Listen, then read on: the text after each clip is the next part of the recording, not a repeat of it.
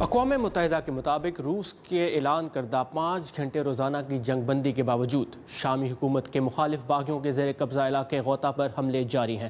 اس سے پہلے ہفتے کے روز اقوام متحدہ کی سیکیورٹی کونسل نے شام بھر میں 30 دن کی جنگ بندی کی قرارداد بھی منظور کی تھی۔ گزشتہ ایک ہفتے میں شام اور اس کے حامی روس کی افواج کے حملوں میں اب تک 500 سے زائد افراد کے ہلاک اور سینکڑوں کے زخمی ہونے کی اطلاعات ہیں۔ مزید تفصیلات لیں گے ندیم یعقوب سے۔ ندیم، ہو کیا رہا ہے شام میں اس وقت؟ روس نے اعلان کیا ہے کہ وہ جرمنی اور فرانس کے اصرار پر غوطہ میں کچھ عرصے کے لیے جنگ بندی کرے گا۔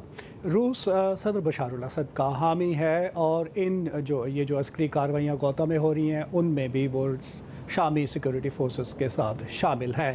غوطہ جو ہے وہ دمشق سے تقریباً 10 کلومیٹر کے فاصلے پر ہے، جہاں پر شام کا کہنا ہے کہ جو عسکریت پسند جہادی گروہ ہیں ان کا کنٹرول ہے۔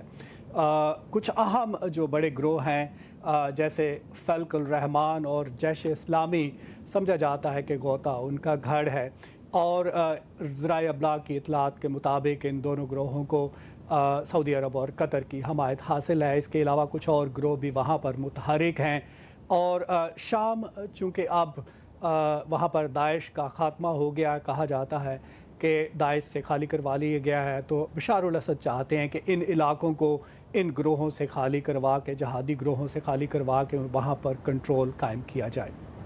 تو ندیم، اگر یہ جنگ بندی ہو جاتی ہے اور نافذ عمل ہوتی ہے تو اس کا شام کے دوسرے علاقوں پر کوئی اثر پڑے گا، جیسے کہ افرین جہاں پر پہلے حملے ہوتے رہے ہیں؟ افرین کے بارے میں ترک حکومت نے کہا ہے کہ اس جنگ بندی کا افرین سے کی صورتحال سے کوئی تعلق نہیں ہے۔ ترکی جو ہے وہ گزشتہ 5 ہفتوں سے جو سرحدی علاقہ ہے افرین، وہاں پر کرد ملیشیا کے خلاف عسکری کارروائیوں میں مصروف ہے، اور ترک حکومت کا کہنا ہے کہ کرد جو وائی پی جی گروہ ہے وہ ان کے لیے خطرہ ہے، اس لیے وہ ان کے خلاف کارروائیاں کر رہا ہے۔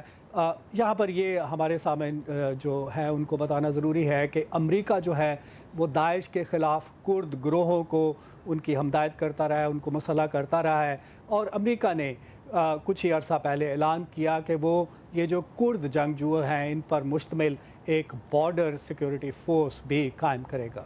جی ندیم، اور غوطہ پر حالیہ حملوں میں دنیا بھر سے تشویش بھی سامنے آئی ہے۔ Thank you Nadeem for these updates.